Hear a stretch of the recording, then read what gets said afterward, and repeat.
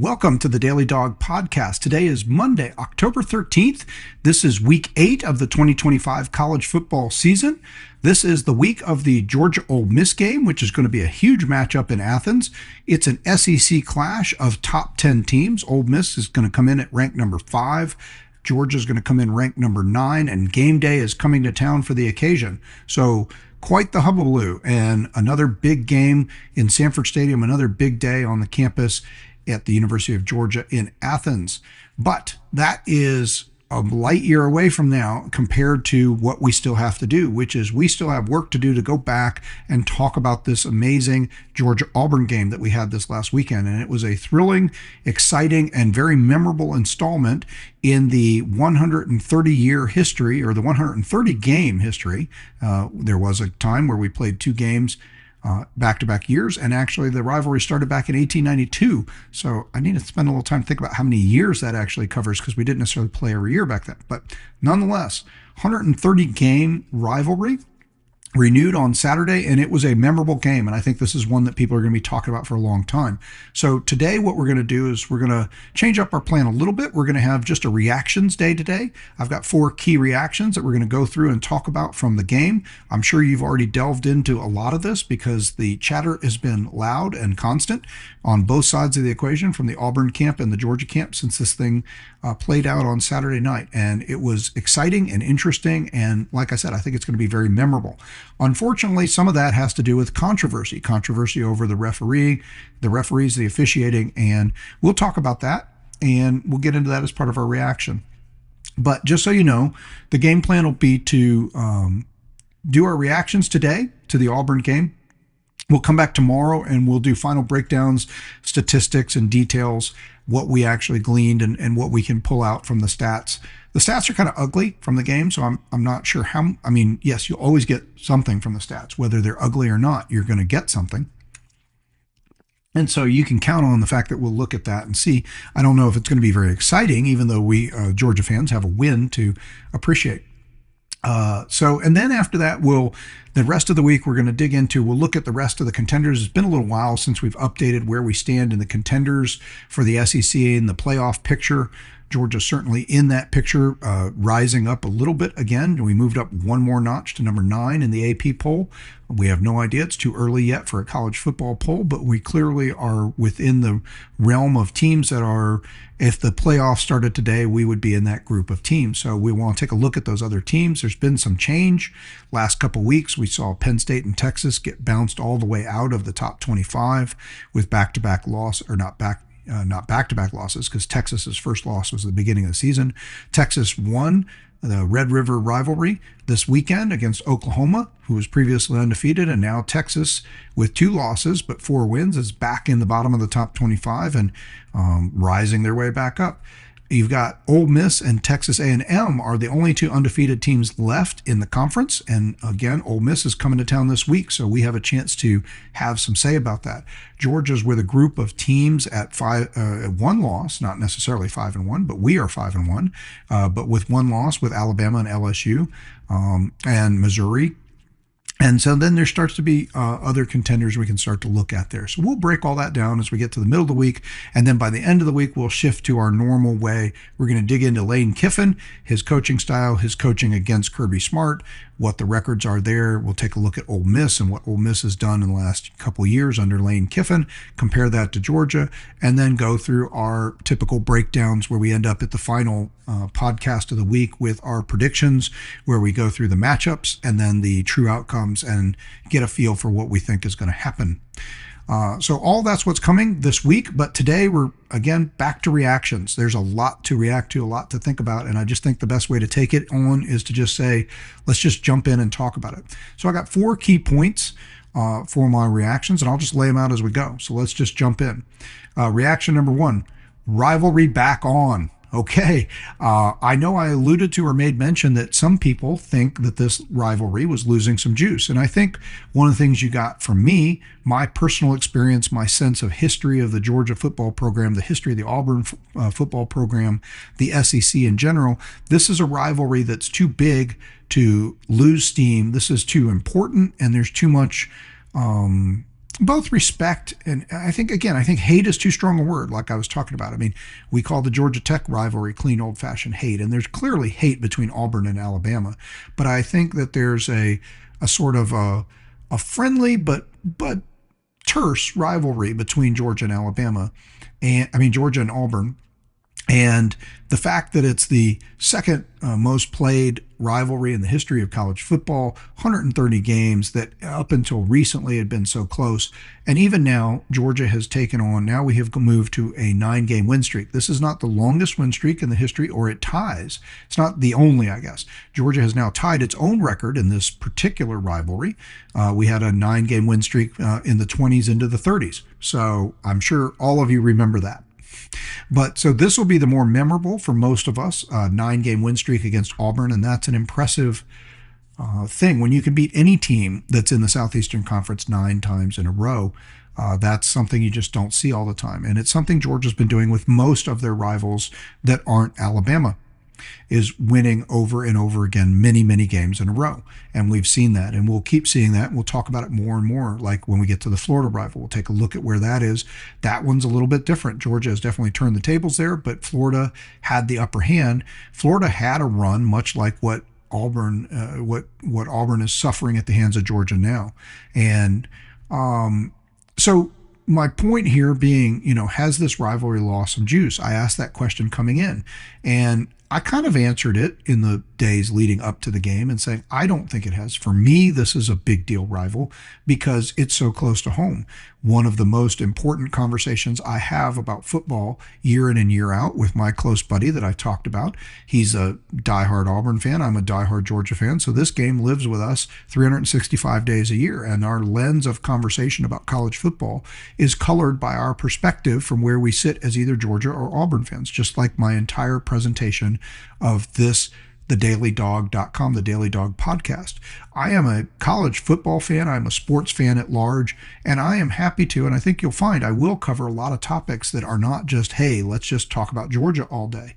And I hope to bring other fans, other SEC fans, and maybe fans of other teams around the country into this podcast. For now, this is the Daily Dawg. Maybe we'll open up another version of the podcast that's a national or more broadly interested version. But for now, right now, I am, if this was politics, I guess I'd say I'm building up the base, or I'm playing to the base. I know as a diehard Georgia fan, I know the feelings and thoughts of diehard Georgia fans, and I know on some level, this is where I can probably find an audience who's most interested to hear the kind of insight that I'm going to want to bring on a daily basis about one team. And that's the Georgia Bulldogs. So I hope you continue to be here with us. I hope you share this with other people. And again, I recommend it to other fans around the SEC. I think other SEC fans will find it interesting. I know some Auburn people did find this interesting. And as we get to each rivalry and we're dealing with the history and the series and the coaches, there's a lot to hear there. That's not all just, hey, go Georgia. I mean, go Dogs, right? I mean, that's the first and most important thing. But we got a lot to look at. So what are we on? Rivalry back on. So Cam Newton is in the house. He's firing up the crowd. They have the light show, the pyrotechnics, just like what we had the other day when Alabama came to town. Big audience, big event, and Auburn, the fans and the team, the university, they went for it. They had an excellent presentation. They had, Cam Newton does the voiceover for the ABC broadcast leading into the game. He's there in the stands cheering, and I love it. Congratulations to Auburn, able to get back a key alum like Cam and have him be a part of things. And despite the way the game went, and as disappointing as it was for a lot of Auburn fans, I hope they continue to, and I'm sure they will. They've always brought the juice when it comes to atmosphere, passion, bringing all their little orange pom-poms and filling the world with orange and blue. At least there's blue. Blue's a good color. So, the crowd was super jacked up. There's video of Hugh Freeze coming in before the game saying I don't remember if he said they owe you or you owe them. I think they owe us one or you owe them one. I'm not sure why he felt that, but clearly this wasn't just, again, I guess the key point there is this is personal, right? this is owed. You owe them or they owe you, whichever it is. That's a very personal statement. That isn't, hey, let's go out and win this game, play your best, do what you're supposed to do. We're going to win. This is a very personal, you deserve this. They owe it to you. You owe it to give it to them. And I think they practice that way. And look, we didn't talk about this a lot. I maybe left this out coming into the game. I think everybody knew it, but I didn't make a big point about it. They had the off week. Auburn had an extra week. We were playing Kentucky last week, and Auburn had their off week to prepare for this game. And the announcers, Sean McDonough and Greg McElroy, did a good job, I think, of highlighting. I'm sure they had the chance to talk to the coaching staff and when it was appropriate during the broadcast and as things revealed itself during the game, they did a good job of saying, okay, here's some things that I think they knew in advance that Auburn had worked on and we're going to bring to the game. And clearly and I don't want to say that I think that Auburn just retooled their whole offense or did everything they did with an emphasis of just beating Georgia. I mean, Auburn needed to take a step back. That's what you do with the off week. They'd started out the season looking good. They had a nice road win against Baylor that was a respected win, got them into the top 25 with a 3-0 record. Baylor first, then a couple easy wins. Then they go on the road for 2 games against Oklahoma and then Texas A&M back to back, and they lose both of those games, like we talked about, by a single score. And so while they lost a couple back-to-back games, they still were earning respect as a tough team and maybe an improved team and maybe a team that could still have something to say in how things go in the SEC if they can pivot and win the Georgia game.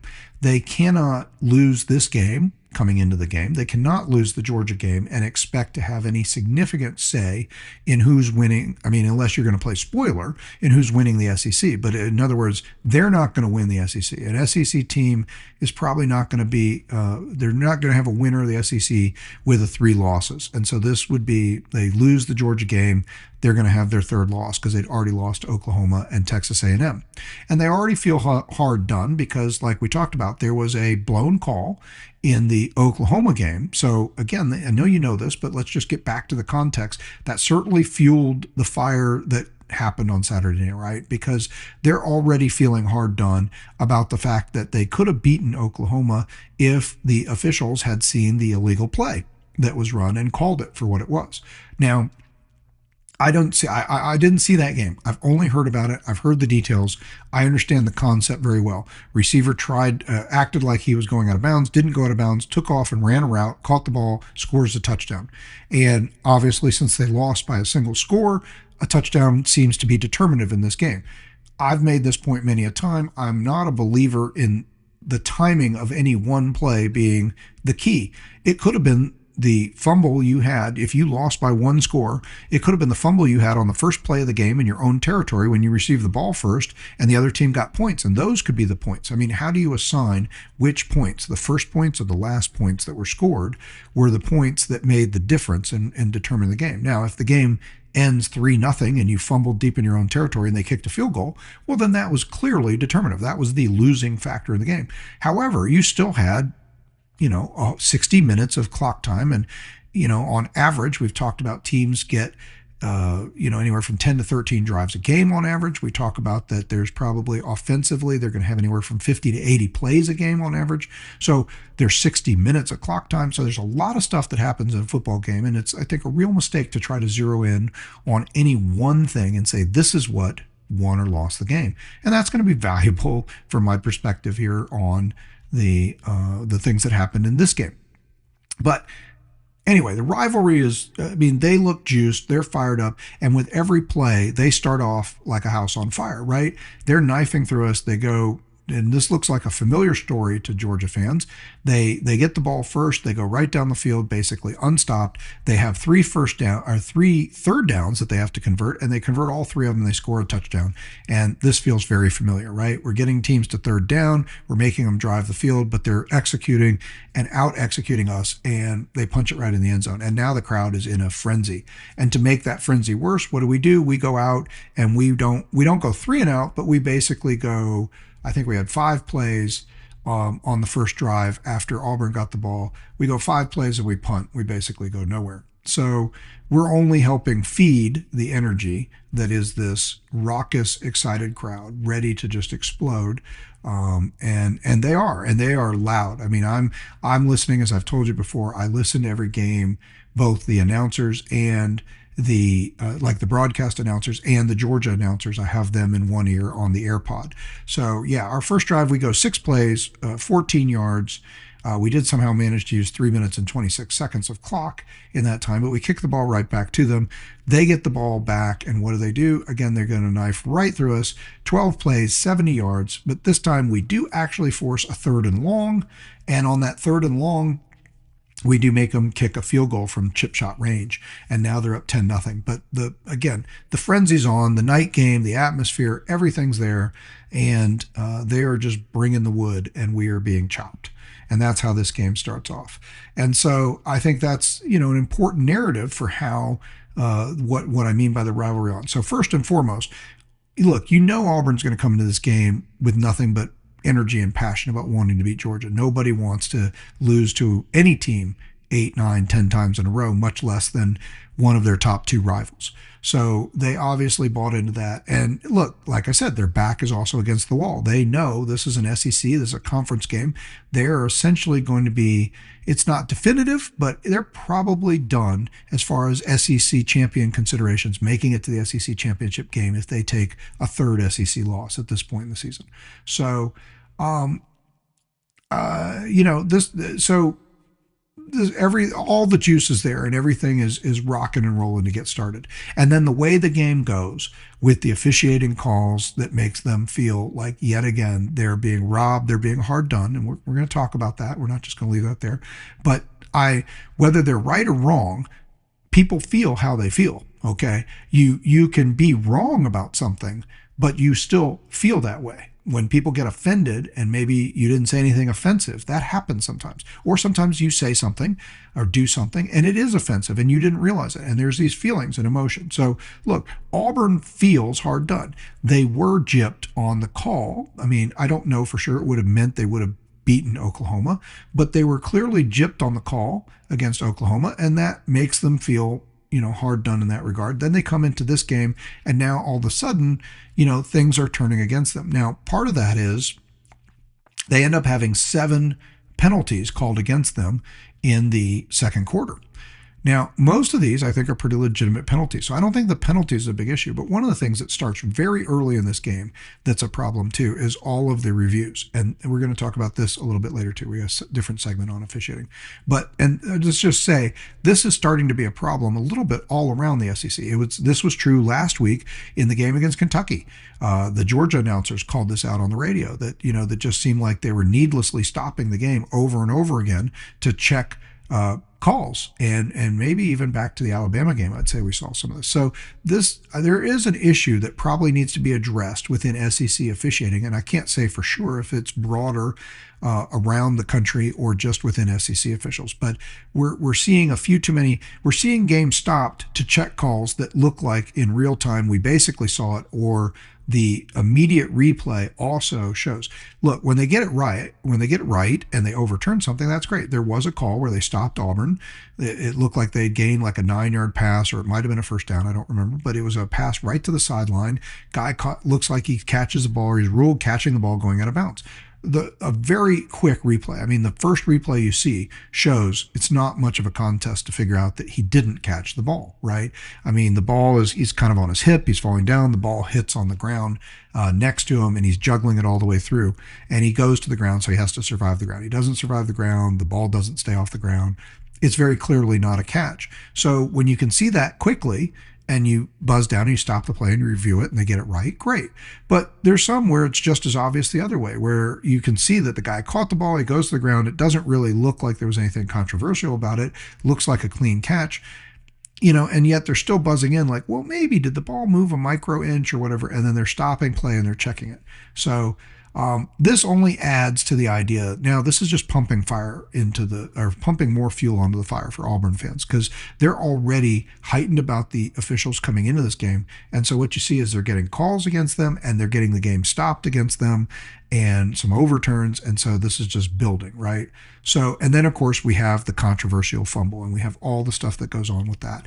And so now you've got this major inflection point in the game, what seems to be a turning point in the game, and it seems to be, at a minimum, at the center of this turning point is this huge, difficult to understand, controversial call. And it's not just the call itself that's controversial, it's the way the whole thing's handled, right?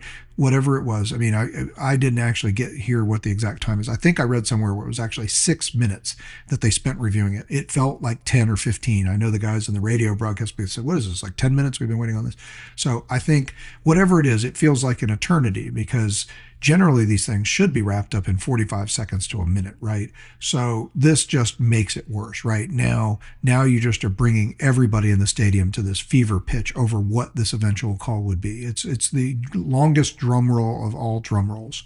So, again, you might have been tempted to think coming into this, with Auburn having lost so many games in a row, Georgia being at a different plane over the last 5 years. Auburn has been mostly an unranked team that has not even had a winning record in much of the last 5 years. Georgia has been a team vying for national championships each of the last 5 years. You would think that we would start to, and maybe some fans have, like I said, that's one of the perspectives I'm hoping to bring, is to say, hey, historically, this thing has gone back and forth. There will likely be a time somewhere in the history of the Georgia-Auburn series where Auburn wins 5 out of 8 or 6 out of 7, or God forbid, 9 out of 10. Okay. It's probably going to happen. I hope it doesn't happen anytime soon. I hope we continue to, I am happy to have rivals that I desperately want to win, and that I feel like there's a much enthusiasm and excitement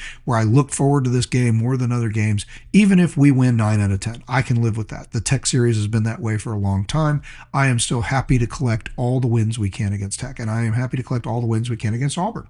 And like I said, personally for me, I spent a number of years watching us lose almost 2/3 of the time to Auburn in the beginning of my early fandom as a Georgia fan. So for me, this is great. I almost can't get enough. Just like I said back in the Tennessee game. Tennessee beat us 9 times in a row. We've now beaten them 9 times in a row and matched that. That's great. Let's make it 10. Let's make it 15. I don't care how many it is. I will still be happy to count them as a rival and be excited about winning those games. So I think you could definitely see the way this thing played out, whatever lack of juice had fallen down. And I made the point, and I want to make this clear again. I don't think it's just, if there is a lack of juice coming into this last week's game in the rivalry, it was not because it's not just because Auburn has not been able to win at a high level lately. It's also, I think, in part because the way scheduling has gone in the SEC, this game got moved out of its traditional second to last game in November slot. For Georgia, the Auburn game was almost always the second to last game. So we either had Auburn and then an off week and then Georgia Tech, or Auburn and Georgia Tech on back-to-back weeks. And then Auburn, in much the same fashion, playing their in-state rival, they played us, and then they either had an off week and then played Alabama, or they had no off week and it was Georgia and Alabama back to back. And I will say, as part of the rivalry, here's something I didn't point out. I think this has taken a little luster off the rivalry, because even if you're Auburn and you're 6-6 on the season, if you beat number 1 and undefeated Georgia and ruin their chances of making the whatever, right, then wow, that's great. I mean, that's just extra pep in your step. It gives a little something special to an otherwise mundane season. This is part of why rivalries matter. This is why rivalries are so exciting in college football, right? Is that you have a chance to not just focus on, did we win a championship? No. Okay, well, so much for that season. And most teams don't win championships, right? Only one team is going to be national champion this year. There's 134 FBS teams. Only one team will be SEC champion this year. There's 16 SEC teams. So the lion's share of SEC championships have gone to, Georgia, Alabama, LSU, not Kentucky, LSU, Auburn, and Florida. Okay, those teams have won more SEC championships by far than all the other teams combined. That batch, and of course that's almost half the team, so I guess that's obvious. But nonetheless, those teams have won a ton of SEC championships. It's still there are these individual rivalries, and Kentucky or Vanderbilt can tell you that if they can beat Tennessee or beat Tennessee, Kentucky, I think at one point was, or Vanderbilt, one or other, I have to look this up, probably had beaten recently Tennessee 2 or 3 times in a row. This is like the most exciting thing they could imagine. They're not even thinking about championships. They're not even thinking about SEC championships. And so when you just lock in on championships, that's another thing that makes the whole thing kind of unfun. It takes the love out of it, right? Because, well, what is Vanderbilt? I mean, look, even as good as Vanderbilt is last year and this year, last year they had the best season anybody could remember them having. They knocked off, a top-ranked Alabama team. They beat some teams nobody expected. They go to a bowl game. They finished 7-6. Okay, they were not in the running for the national championship or the SEC. It was a great season. They made a lot of noise. Everybody was excited. Everybody watched them tear down the goalpost and throw them in the river after beating Alabama. But that's the enthusiasm. That's the excitement, right? And Alabama isn't even a rival. So if they could have done that against a number 1 ranked Tennessee team, my gosh, the whole place would have been apoplectic. So the rivalry gets some new juice because this game's controversial and it's got a huge flow and it's got a lot of pressure building up all throughout the game that just makes it seem bigger than the game itself, I think really was, and bigger than the implications of the game really are. The implications are what I said. Look, Auburn loses this game. They did lose this game. They're now 0-3 in the conference, and any hope they had coming into this season of contending for the SEC is probably done. Can they still have a good season? Can they still make a bowl game? Are they still even eligible to possibly make the playoff? Yeah. I mean, that's the funny thing about the playoff, right? I keep saying we have this sort of charity of the playoff.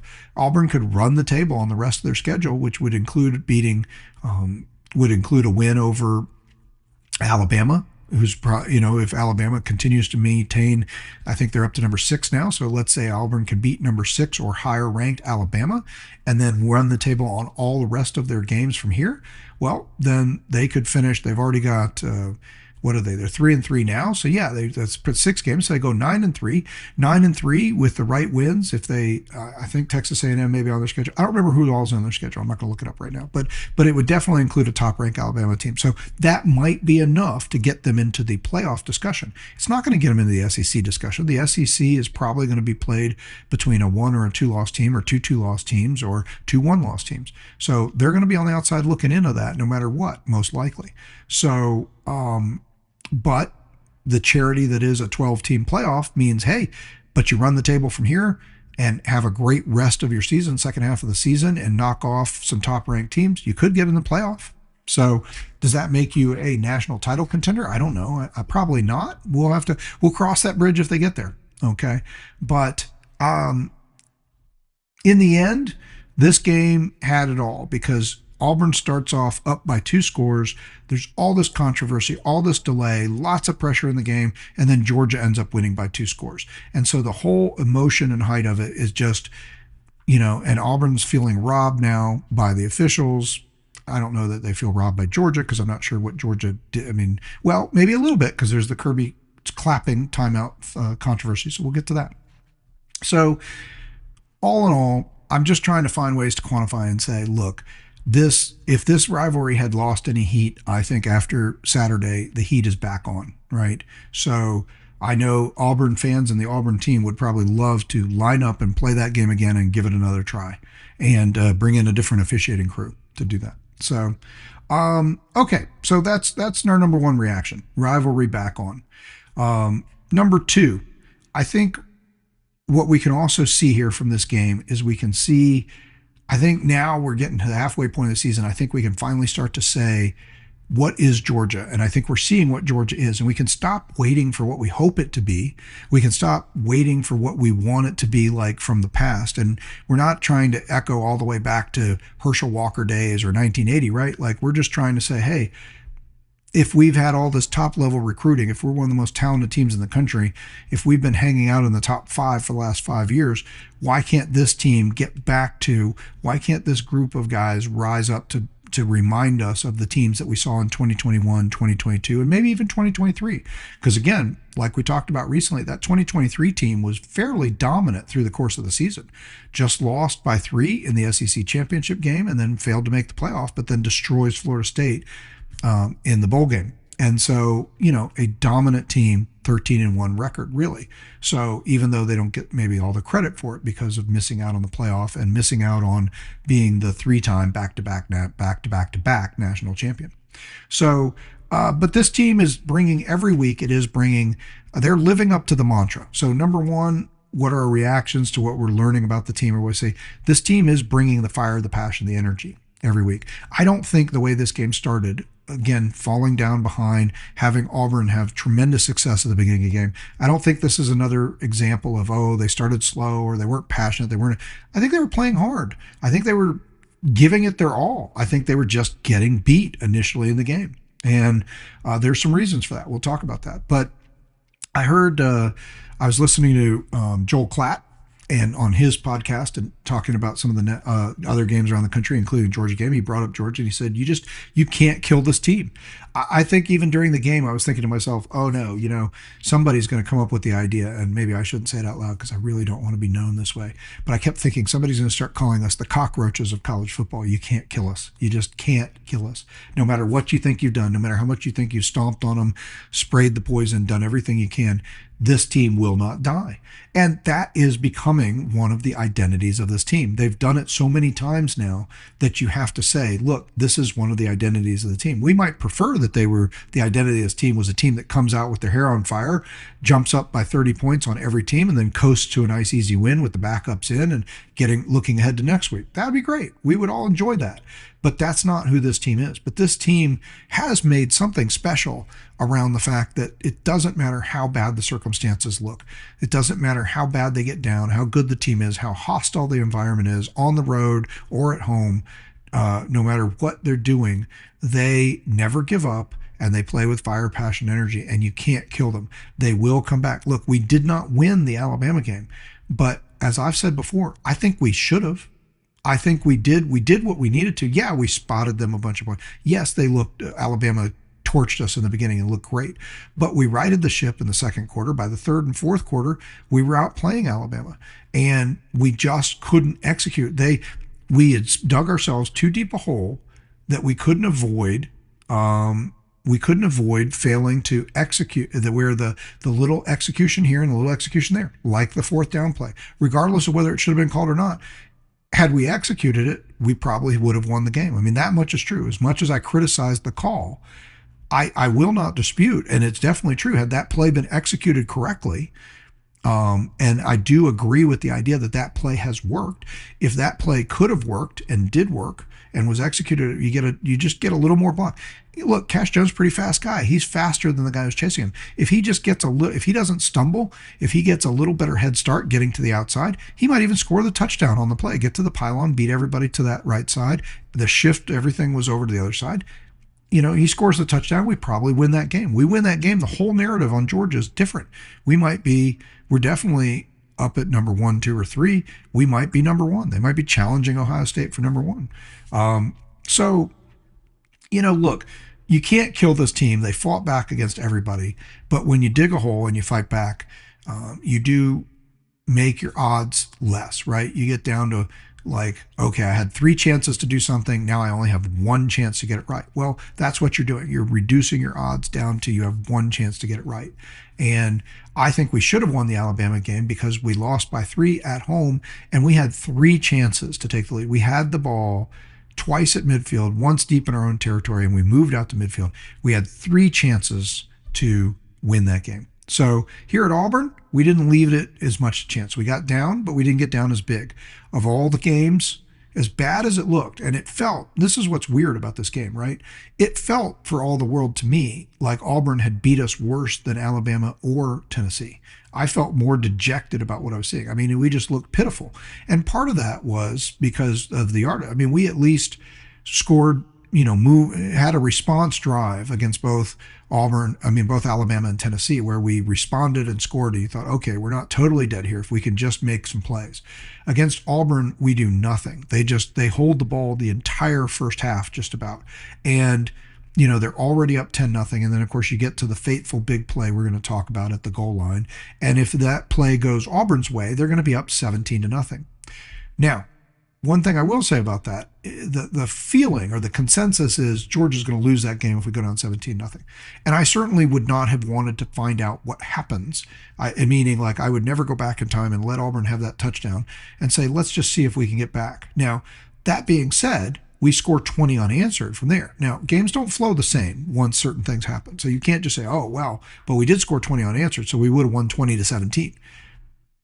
Okay, you can't say that, but you also can't say we didn't or we wouldn't. I mean, you don't know what it would have done to the psyche of the team, but the way the team played from there, the way they shut Auburn down and the way they scored, they could have possibly stuffed Auburn from that moment on, just like they did. Like, nothing else might have changed. It might have been true that Auburn will fail to convert a third down from that moment on after that play. And Georgia continues to improve offensively as the game goes on and gets stronger. And Georgia might have put up 20, 23, 27 points against a team in Auburn that did nothing, that scored 17 in the first half and nothing in the second. So it's not a given that Georgia loses the game, is what I'm trying to say. If Auburn gets that touchdown and goes up 17-0, it definitely makes the statistical chances seem much less. And it's a much harder road to get back on top of, right? So, and then there is just the part about emotion. How can you deal with the emotion? But one thing I can say, and I'm just now saying, look, I don't think this team would have reacted any different to being down 17-0 than they were down 10-0. So, a couple other things. One of the things I was really impressed by, again, heart of this team, Raylan Wilson and C.J. Allen. On this play, again, on the controversial play, skip the controversy for a moment, talk about what's true. What's true is that they lined up and they had eyes. They knew it was coming. They knew it was going to be a quarterback sneak. Now, Auburn telegraphed that, so this isn't rocket science, okay? When you line up in the tush-push formation, then clearly the running back the quarterback's probably going to get the ball and you're just going to shove him forward. Maybe they could have given it to a running back or tried to do something else. They could have pulled a fake out of that, but I don't think so. The way everybody set up, it would look like what it was. So I'm not saying this is rocket science that Wilson and Allen line up for this thing. But they've got one thought in mind, right? They know the one thing they can do to change this play, which is target where the quarterback is, figure out where the quarterback is, line up to get in front of him, and not try to hit him. And I say this because I've seen this done so many times before. I see guys like go out of their way on these goal line plays to just fly into the quarterback or the running back, whoever gets the ball, and make this huge collision with them. And then there's that collision, and then the ball carrier leans off of that collision and falls in. And when you only need 2 inches or an inch, just having a great collision is not going to do it. And the chances, even if you're super strong, the chances that you're going to run into a guy with momentum coming this way, where you're reacting, I'm going where he is, now I'm going to get in front of him, the chances that you're going to hold him to literally 0 inches of movement are never very good. And yet I see people try tackle by the foot, try to hit the guys. There's really only one thing that has a high percentage chance of executing favorably for the defense in one of these plays, which is knock the ball out. And so these guys line up to knock the ball out, and they don't try to do it blind with their helmet. They don't try to go in with their shoulder pad or anything like that. They made balled up fist, and both of them go diving at the quarterback, at Jackson Arnold, Auburn's quarterback, with their fist pushing forward to punch the ball. They are targeting the ball to punch it out. Now, again, that's what you should do in this situation. I'm sure it's not rocket science to come up with that, but I have not always seen it done and executed like that. And they both end up doing it. It's literally a 1-2 punch. Okay, they literally, C.J. Allen's fist gets in there first, and Raylan Wilson's fist comes in right between it. And between the two of them, there's no chance that Jackson Arnold is holding on to that ball. They have obliterated his chance to hold on to the ball. We'll talk in a minute I'm sort of saving that for the end, just so you know, the discussion about the call, the fumble, and everything else. But look, what's undisputed on this play is that Jackson Arnold lost the ball. And he didn't just lose it because it was like, oh, didn't get a good grip on it. He lost the ball because it was punched out of his hand, and it was punched out of his hand by two players who had been beat. And this is my point. Goes back to the idea of we are learning who this Georgia team is. This is a team that is doing what they have been coached to do and what Kirby Smart talks about all the time, right? Which is you do your job, you make your play, you wash the play before, and you do the next play. These guys have been beat this whole first half. They're on the verge of going down 17-0. They have given up over 220 yards of offense to Auburn at this point when they're sitting there on the goal line, and they've been dominated. And yet they clearly, Allen and Wilson, come into this play with the belief they are not half-hearting this. They are giving this their all. They have identified where Jackson Arnold is. They've lined up with him. They both come diving in with fists pumped and ready to punch that ball out, and they make the play. Whether or not it was the play that the call got played right and he broke the plane or not doesn't matter in what I'm talking about. What matters is that these guys had not, at this point in the game, given up. They had not taken one step back. They are still trying to fight for the last very inch to make a difference. And whether or not it was the right call, they end up creating the turmoil. At a minimum, if they don't do this, we don't have the turmoil. If Jackson Arnold just dives over the pile and we hope the ball comes out or somebody just hits him and he doesn't make it, that wouldn't have been the case. He physically got plenty of put. It wasn't that our line did such a great job of stopping it. They did great. They tried, okay? But Auburn did what they needed to. Arnold, the guys behind him lifting him up, whatever. He physically, his whole upper body basically does end up in the end zone, and his arms and everything end up in the end zone. And had the ball not come loose, he absolutely would have been credited with the touchdown. And he might have lost the ball on his way on his own, but that's just hoping for some miracle. In this case, the guys took it into their hands. Literally, they used their hands and they punched the ball out. And it's indisputable that they punched the ball out and they made the play. They targeted that play and they made that play. Maybe I shouldn't use targeting because it means something else in this day of football now, right? But they put this specific effort into this play and they go for it and they make it happen. And whether the call was right or wrong, we can also say that if they didn't make that happen, we never even have the call.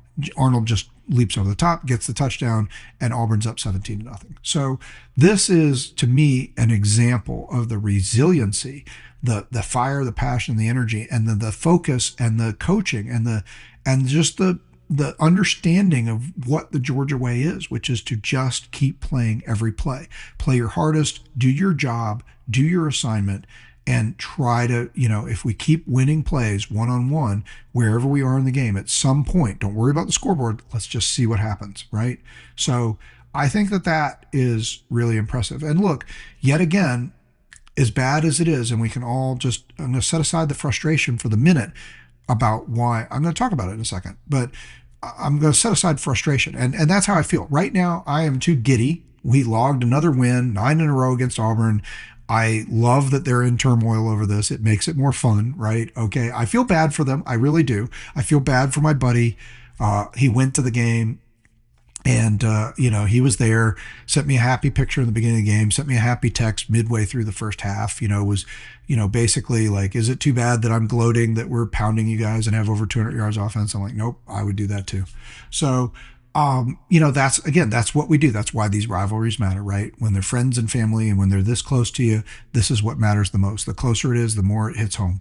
So this is a huge and important moment in this game. And it's definitely something that I think, I just think it shows that this team, never stops fighting. But also what I was trying to get at is, and we do make the adjustments, right?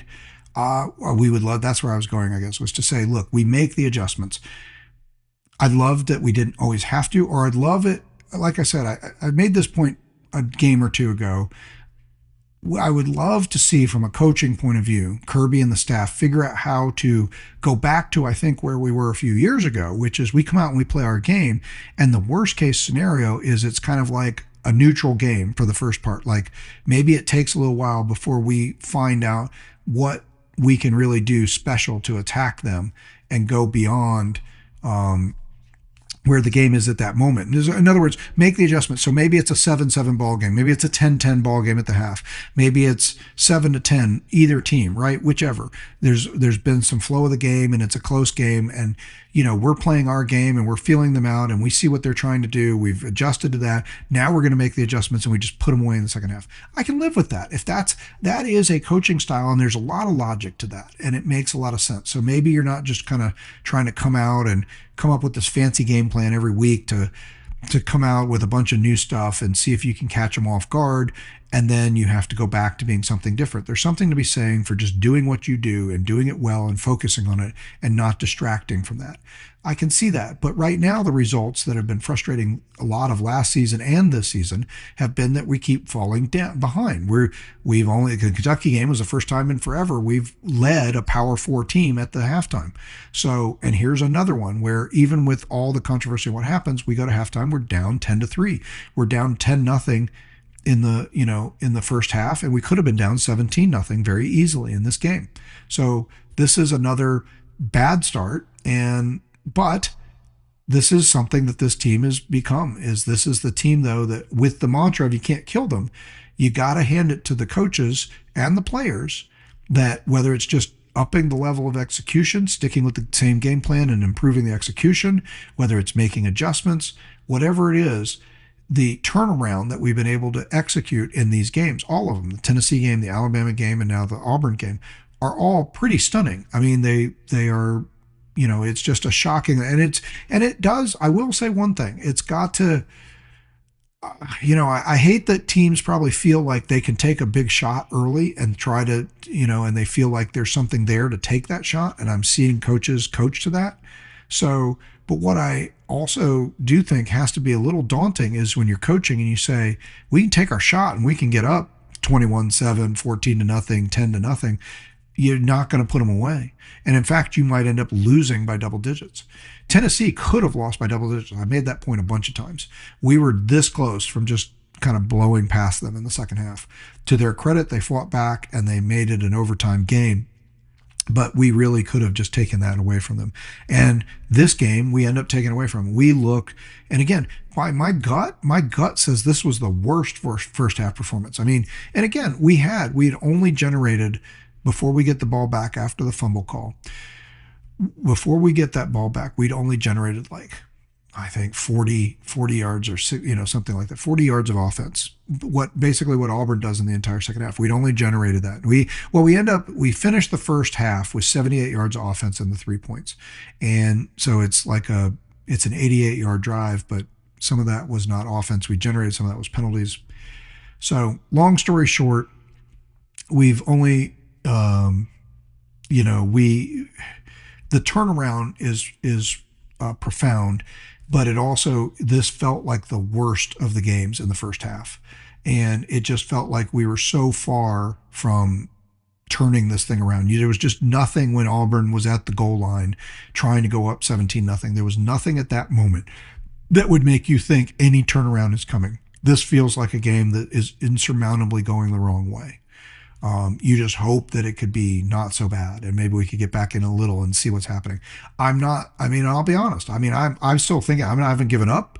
I think we can win every game. I've come to believe in this team and I'm getting more belief, and that's who I'm identifying as this is our team. This is the team that doesn't give up, that you can't kill. But I will admit that my real thinking as a fan at that time is like, I just hope we can try to force them to a field goal here. And if we can just get something going, then maybe there's a chance. I'm not thinking, we got them. We got them right where we want them. They're in third down. We stuff this play here, make a fumble. We get the ball back. We're going to win this thing going away.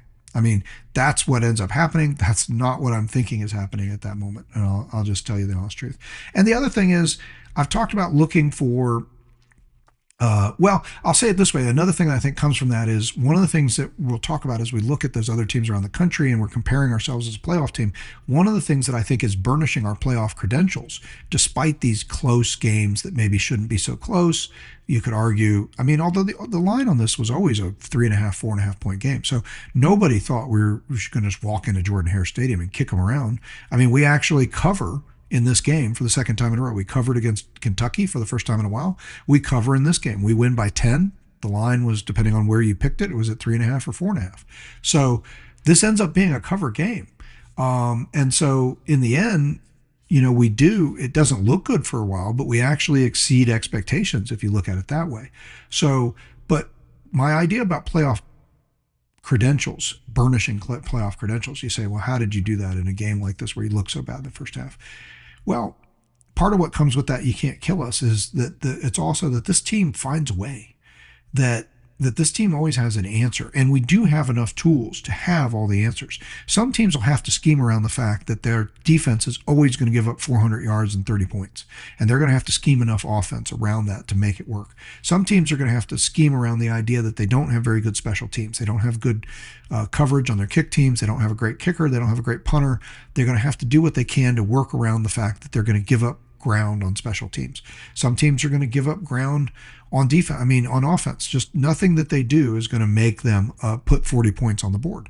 Their typical offensive output's going to be 300, 350 yards, and 20 something points. And I think Auburn may be that team. We may be seeing that in Auburn, a team with a legitimate SEC defense, good overall skill around the team, but for whatever reason, they are becoming a team that they're in the bottom third of the SEC in offense in yards per play, and points scored, and they're not even averaging 30 points a game, and it just looks at this point in the season like, again, halfway through the season, that's who they are. Okay, so they're going to have to scheme around the fact that they're going to have to win games by dragging people into a mud fight, a rock fight, as my buddy texted me, that the game in the second half was going to be a rock fight after all the controversy.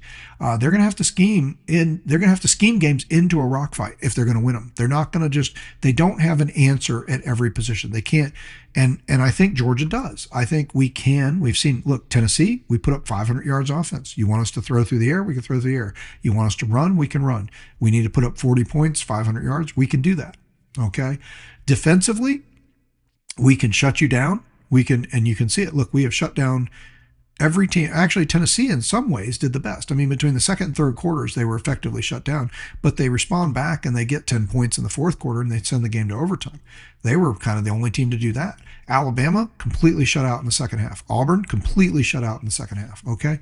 So we can dominate teams with our defense for a period of time, enough to win a game. And if they could do it for 2 quarters against a good team, they could do it for 4 quarters. So there's also room for growth. That's another thing to be excited about is, look, it's still a young team. Our offensive line is still patchwork. Our 6 different offensive line combination to start this game. All these guys are hurt. And so at first I was disappointed. I'm like, why is our line so bad? We've had such good line play for lately. And I know we graduated a lot of people and a lot of people have moved on, but does this mean the guys that we brought in are not as good? I'm seeing evidence. Look, no, these guys are good. Everybody's hurt. Vaughn Gaston's in and out of the game. Ernest Green didn't play again.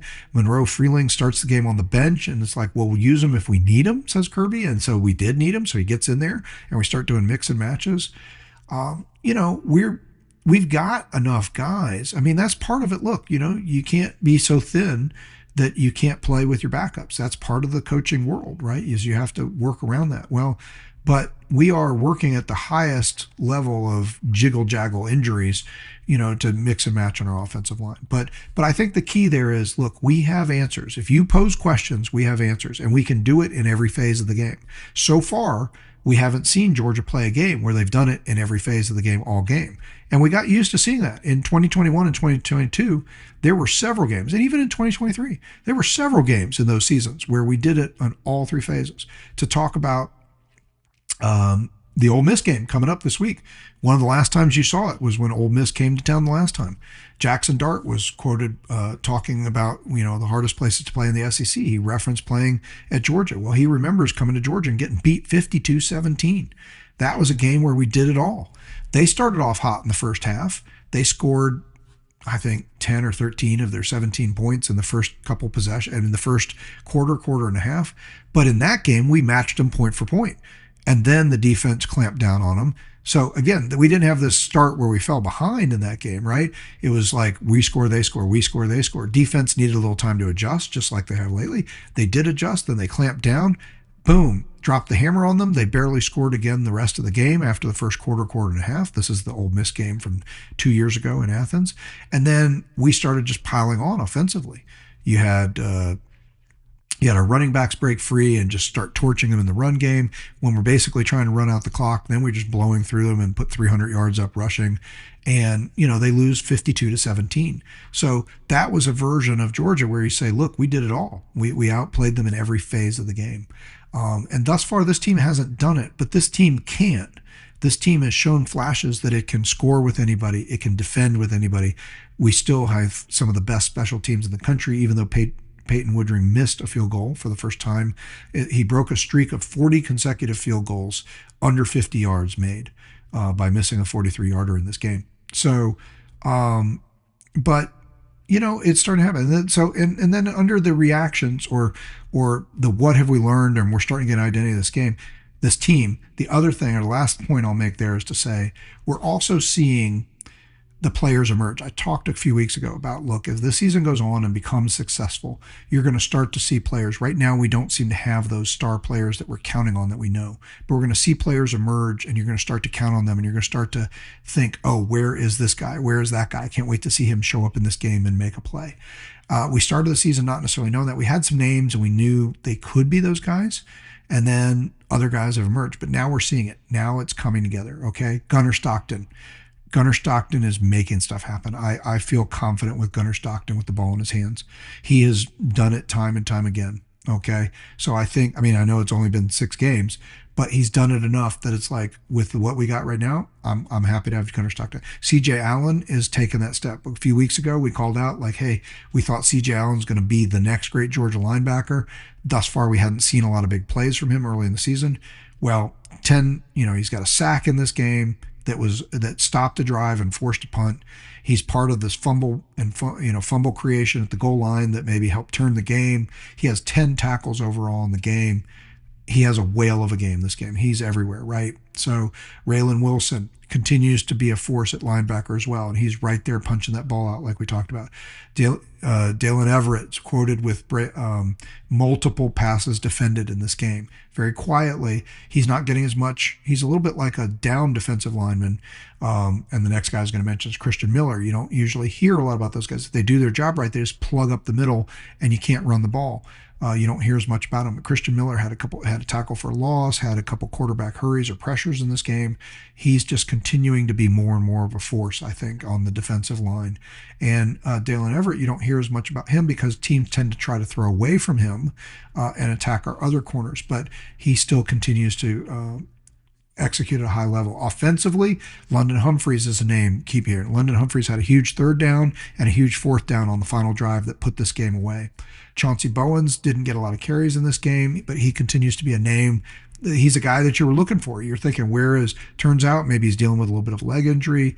Word is he should be fine for the game coming up this week, but they limited his play because they felt like they got enough out of McCray and Nate Frazier and in the flow of the game to do what they needed to do. And, of course, Gunnar running the ball himself. So they limited Bowens a little bit. He did get a touchdown, one of the 2 touchdowns. Gunnar had the other one, but he only had 5 carries in the game. Josh McCray is coming in and, he gets limited carries, but a lot of his carries have been huge. He had potentially one of the biggest moments of this game, or maybe the biggest carry of the game offensively, when he gets us off our own goal line after the fumble recovery. He gets a 17-yard run. At that point, we hadn't had I don't even know if we'd had more than an 8-yard play in the game. He has a 17-yard run. We're off the goal line, and now that drive is moving and heading towards the field goal that's going to make a big difference moving forward in this game. So Nate Frazier had the fumble problems early, but we know he's got star potential, and he's continuing to get tough yards, both catching and running the ball traditionally. And then Zachariah Branch, just a stud. Zachariah Branch ends up with 9 catches in this game, I think for only like 57 yards. I mean, he worked his tail off, but he was a baller in this game, and he made a ton of difference.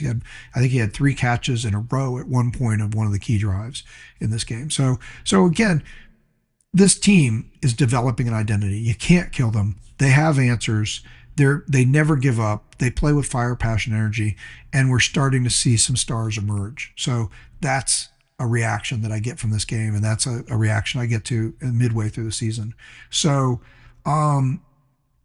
next thing is I'll just go back to my predictions, not to overtoot my own horn, but I do need to tell you what I've told you before and then kind of recap it, because that's my credentials, right? I mean, why am I here? Who am I? What do I matter? I mean, I'm a Georgia fan. You're a Georgia fan. Why should you listen to me? Why should you recommend me to other people? Why should people come here and listen to me?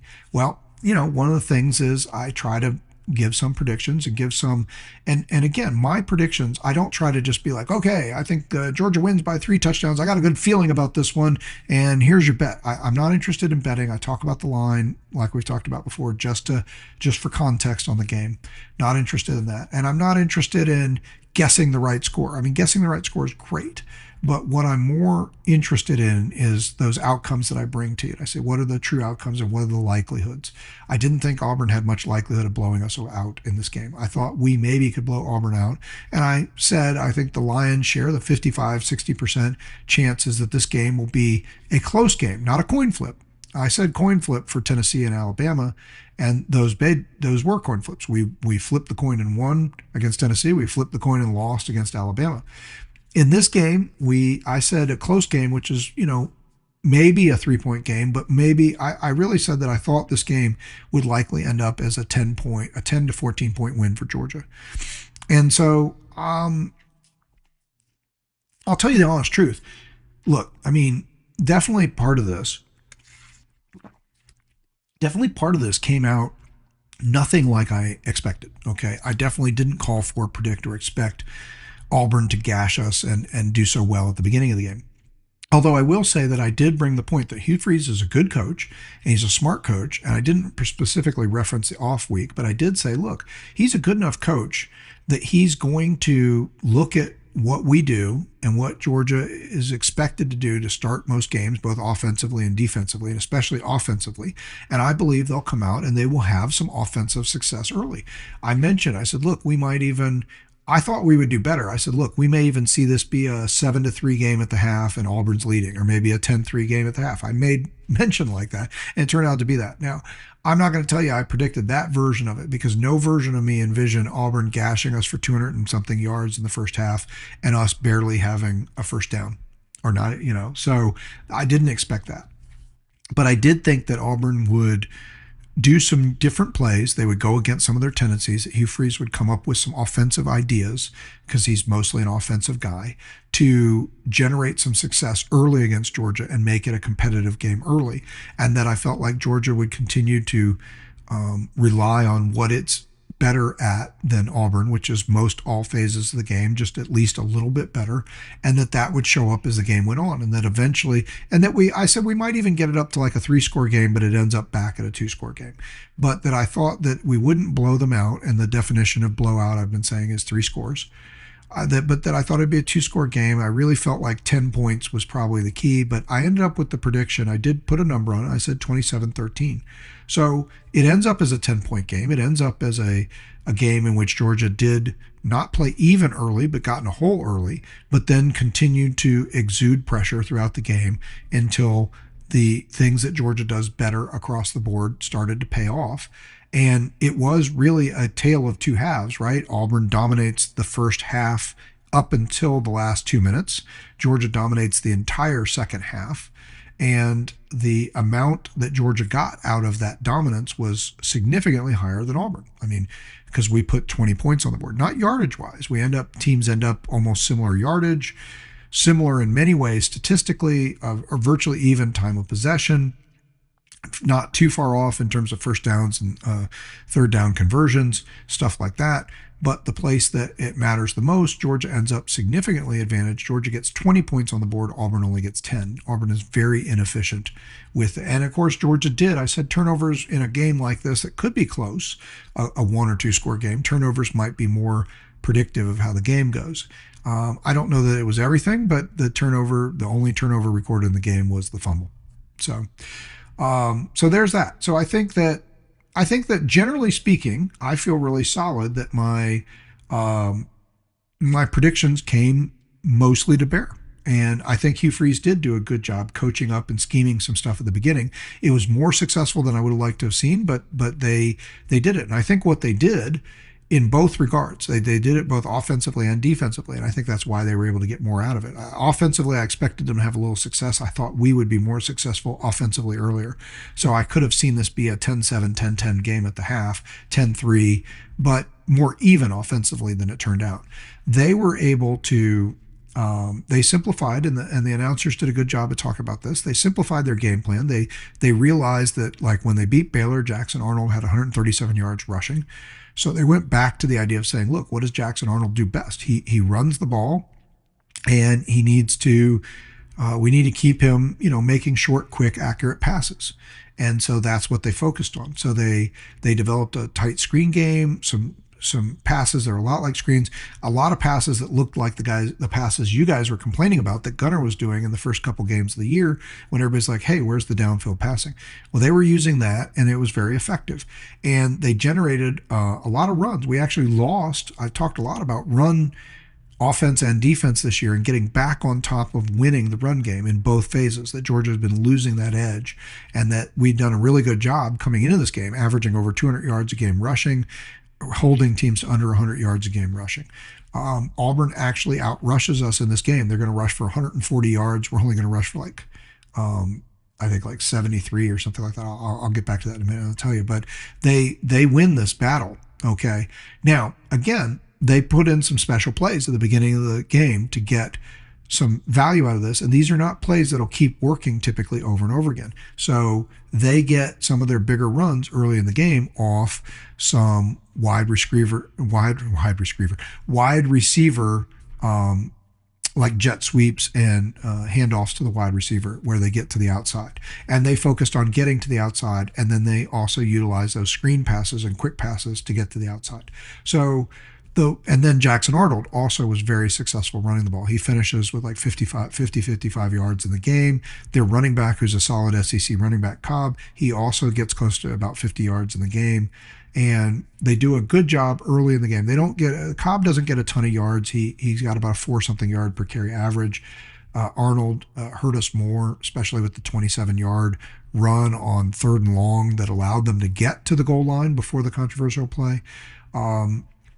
And again, they made a lot of hay with those wide receiver plays that were run game plays, but wide receiver plays.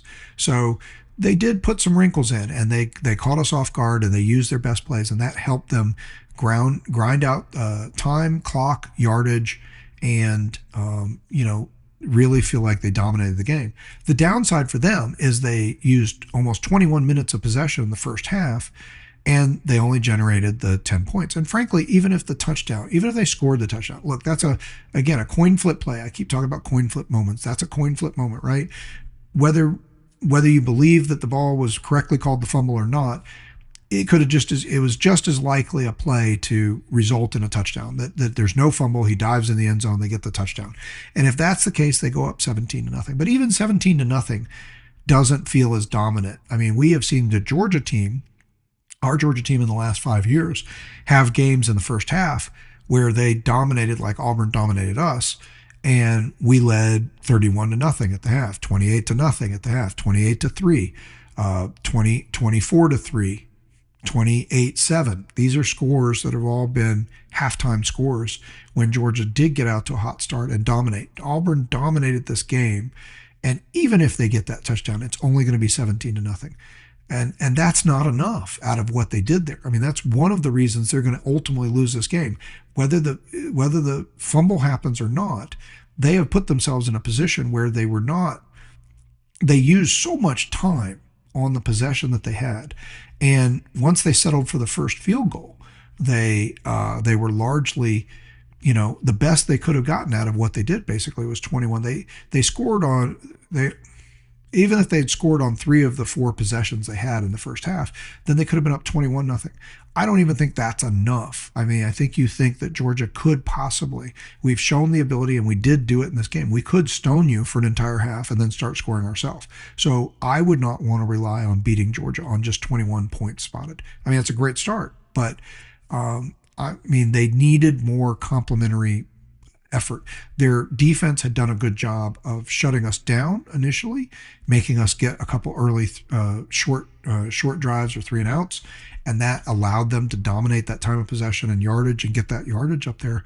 But without getting any turnovers from us, getting any cheap and easy plays, we didn't help them any more than them just out executing us in the beginning, and that made a big difference too, because sometimes that's where some of those Georgia games I was just talking about, 28-7 at the half, a lot of those involved a turnover deep in the other team's territory. You get an extra possession. That extra possession you turn into a touchdown, and now you stretch out a bigger lead, right? And you just are really dominating that game. So 17-0 is probably not even going to be enough, I think. I mean, not enough to ensure that they're not in a dogfight in the second half. Maybe it would have been enough to ensure that if they just get a point, a drive here or there where they score in the second half, they could have played keep away. But it's not enough to put you, I mean, you'd certainly rather be up 17-0 than not, right? But I just think the way this Georgia team's played, the downside for them was that they used so much of their special plays and wrinkles that they added to the game and so much time in the first half executing their game plan that they just didn't give themselves enough chance to actually separate in the game. It's still probably a good choice, right? They're probably better off not playing defense for as long as they did, but they weren't able to sustain it. So, okay. Also defensively, I guess I want to say the other adjustment they seem to do that seemed very effective is they also seem to recognize that our game was going to be based a lot, or our success on offense, which I thought we would do better at the beginning on offense, that they wanted to stone us up front, that to use their very physical defensive line to prevent our run game as much as possible. And they were very successful at that. They held us under 100 yards for the first time this year, and while gaining 140 themselves. So they won that battle. And they were also very successful at taking away our short passing game. They watched and clearly saw that we love those short passes, the quick outs, and they were ready for those, and those consistently where we tried to start drives, get a few yards, and get going. That's sort of a hallmark of this offense. It can score and it can go downfield, but the first and foremost thing that we seem to do is just make sure that we're gaining yards, right? Get 3, 4, 5 yards on a first down short pass, a pass at the line, and give Zachariah Branch a play on the outside. And most of the time he gets 3 to 5 to 7 yards. And a few times this year, almost once a game, he's broken free down that sideline, at least against Tennessee, against Marshall early. You saw those, the touchdowns where he just takes a short pass, a screen pass, and turns it into a game breaker. So that's a big hallmark of our offense. And Auburn brought the physicality, and they were juiced after the off week, and they were ready for our run game, and they were ready for the short passing game. And so that really is part of one of the reasons that we look so bad on offense. They really worked to take that away from us early in the game. They did that. They really worked to get to the outside against us on runs with jet sweeps and wide receiver play to the outside, and even running back play to the outside. And then they just blocked the heck out of 11-on-11 football with their quarterback with the ball. And that was very successful for them as well.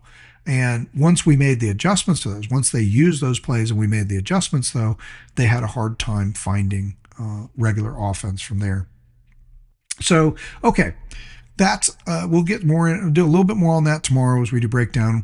Getting towards the end of the time I want to spend on this today. So let's do the officiating thing now. Okay. First of all, we can all agree the officiating was terrible. Okay. This is an embarrassment to the SEC. Absolutely. They need to do something. I hate to call people out. I hate to be so ugly towards the officials. I'm sure they mean well, and I'm sure they're trying hard, but This was terrible. And again, first foremost, I think all of these stoppages for reviews, the review process needs to be quicker at looking at the play. And if it looks like it wasn't needed to be reviewed, then don't review it. But stopping the play, and yeah, they got a couple right. Like the one I mentioned, there was at least one Auburn play that was called like a 9-yard catch out of bounds that wasn't a catch, and they got it right.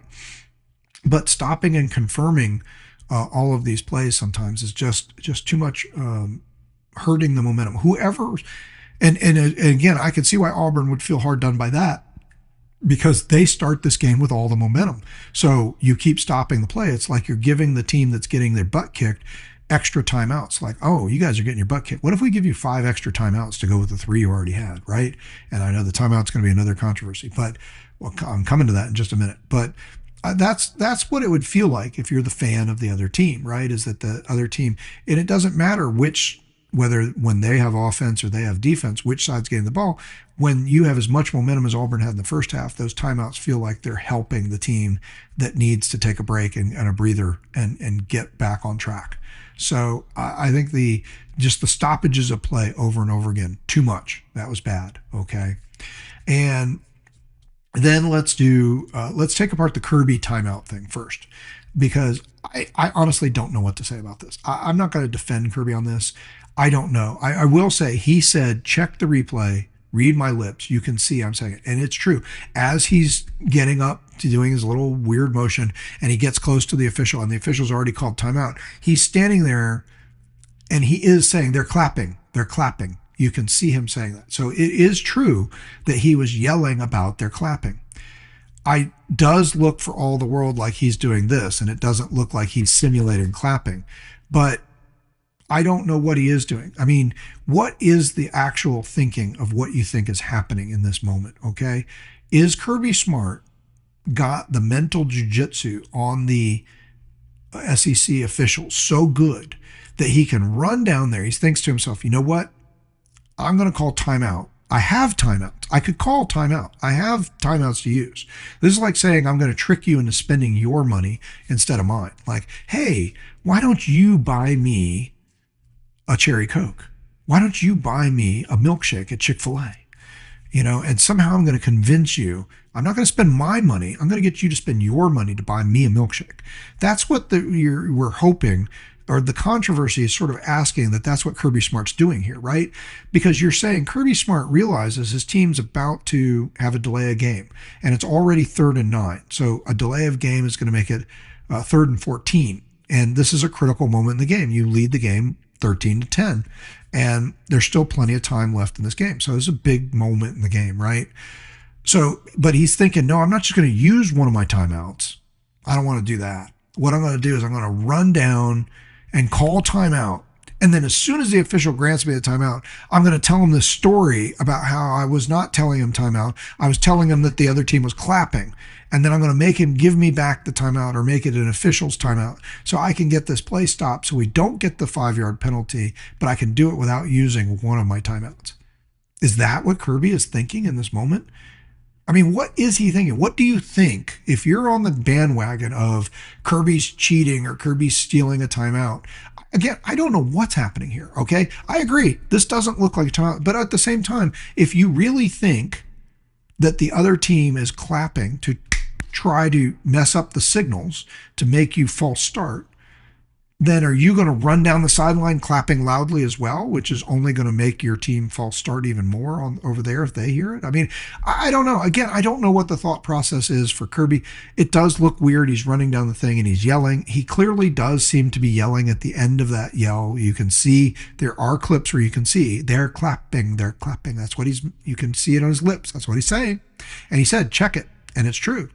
But I will also say I watched the replay of the thing several times. I couldn't see that anybody was clapping. So I don't know who was clapping. And yeah, it looks like we're going to have a delay game. So everybody keeps saying, look, it should have been a charge timeout or a delay a game. And that's fine. I'm okay with that too. If the ref had called the timeout and thought Kirby called the timeout, and Kirby goes over to him and says, so this is all on the ref. And I agree. The ref does a terrible job here because you can't do this. Kirby goes over to him and says, I didn't call timeout. This was I was just telling you they're clapping. And so the ref says, well, I thought you called timeout. So the ref is making a choice, right? Like he's being forced to say, well, I guess I made the mistake. I thought you called timeout. I stopped the game. So since I stopped the game and you said you didn't call timeout, then we'll just restart the game. He could have also gone with the other side. Look, you were doing this, you called timeout. So you can we're either taking one of your timeouts off the board, or you could accept a delay of game penalty, which do you want? And then Kirby could have chose. Ref didn't make him do that, so that's on the ref. And that is bad reffing. The ref should have. There isn't a place in the game, although it has happened. Officials do stop the game from time to time. Look, there are different times and reasons why the officials, and sometimes it's not. I mean, sometimes it's for something that's happening in the game. Somebody's on the field, the play's about to run, they stop the game, play clock starts. Sometimes it's they realize that they forgot to set the down and distance markers in the right place. Sometimes it could be any number of things. I mean, the ref does have the discretion to stop the game and then reset the play clock and start it again. So that can happen. It doesn't seem like it should have happened in this case. There doesn't seem to be any real justification. It seems to be some sort of a miscommunication between Kirby and the ref. The ref thought Kirby was calling for timeout. We all think it looks like he's calling timeout. He's running down to the guy in the same manner that one does when he's running to say timeout. I think I have seen Kirby run to a ref before and complain about something he thought should be a call. But I think the way he was doing it looked more like he was running to say timeout. And I think that's what the ref thought. And then Kirby said, no, I didn't. But again, I'm just saying in that moment, what was Kirby's goal? Do you really think his goal was to ask for a timeout and then say he didn't want it so he didn't have to use it? And this was the whole purpose, that he was going to save his timeouts, which he did have. I mean, if he doesn't have a timeout, then this is an incredibly impressive strategy to get a timeout when you didn't have one. But we have, I think, at least 2 timeouts at this moment in the game. So, yeah, you don't want to use it here. You want to save them for the end of the game if you need them. But I just don't imagine that he was thinking, I'm going to try and fool everybody into this idea where I'm going to call timeout and then say I didn't and get a freebie without using my timeout. If he did think that, that's a pretty impressive thing to conjure up while running down the sideline, while watching that play about to transpire and all that was going on. If he thought all that out and came up with that strategy in that time, then I think he can think about a lot more things at one time than I would say I could have. So that would be pretty impressive. I don't know what he was doing. It was weird. It was odd. But here's the other part. None of it ends up mattering. Okay. This is a controversy. This is a nothing burger controversy because, okay, 2 things are true about what happens after this. The very next play, an even worse call is going to happen because Cash Jones, they're going to run the play.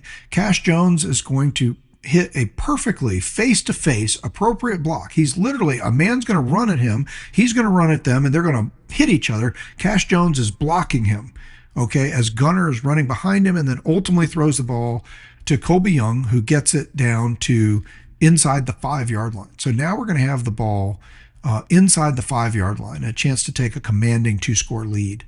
But the refs call Cash Jones for an illegal blindside block. And there's nothing blindside about this. These 2 people ran at each other intentionally, okay? And this is a terrible call. And so instead of Georgia having the ball inside the 5-yard line, Georgia's going to end up outside the 40, and then they're going to have to run a play or 2 again to get back into field goal range.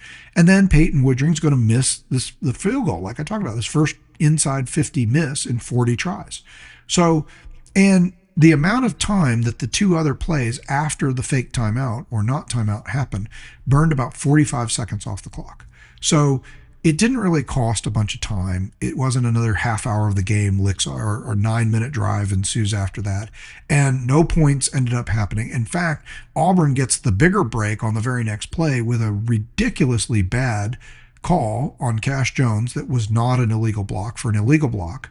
And then the net result is that Georgia's going to run 2 more plays, use about 45 seconds a clock, kick a field goal that they miss, and Auburn's going to end up with the ball not any further down or only 45 seconds, maybe later in the game than they would have had it in no other position of the game. So really nothing happened. There's no controversy here. Now that doesn't mean it's okay. It's not okay for officials to bungle huge things in the game and just say, well, they bungled it, but it didn't cost us. But in the end, it doesn't cost us. So why are we arguing about it?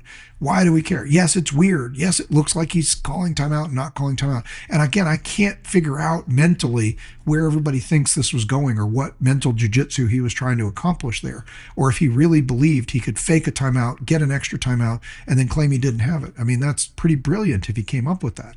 But I find that hard to believe. In the moment under the pressure, he thought that out and did that. So I don't know. I don't know what was happening. But you know what? It doesn't matter. It didn't change anything in the game. So let's stop talking about it. It doesn't matter at all. And what did matter more was the terrible call. And there were terrible calls on both sides. And so, look, the officiating, for the most part, they got a lot of calls right. There's a huge number of flags in the game. And so you always have to ask yourself, was this really necessary? They called a lot of pass interference and a lot of defensive holding on both teams. And it seems a little bit random. Like, this was like, again, in a baseball analogy, this was like a strike zone that's all over the place. Sometimes they got it right and the calls were legit. There was a couple in the first half where I'm like, no way. Then I saw the replay. I'm like, yeah, okay, we had his jersey.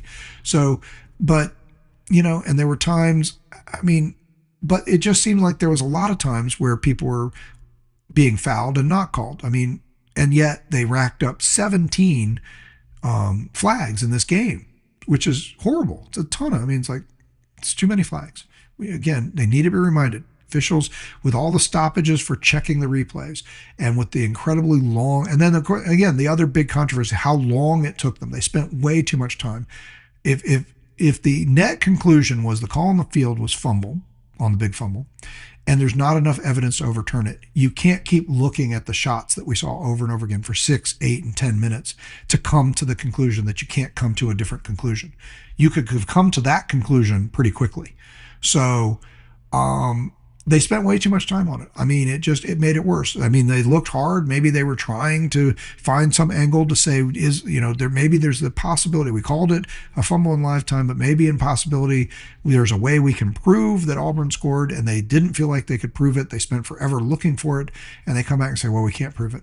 But just the amount of time they spent on it, and the amount of time the officials were on the field, the amount of time the officials were talking, the amount of time the officials were on TV, the amount of times they stopped the game, it's just way too much. And we can all agree with that. And it ruined the flow of the game, made the game too long, and it just helped bring this pressure cooker idea going that says these officials are bungling this game. And so now the big call. Let's get to that.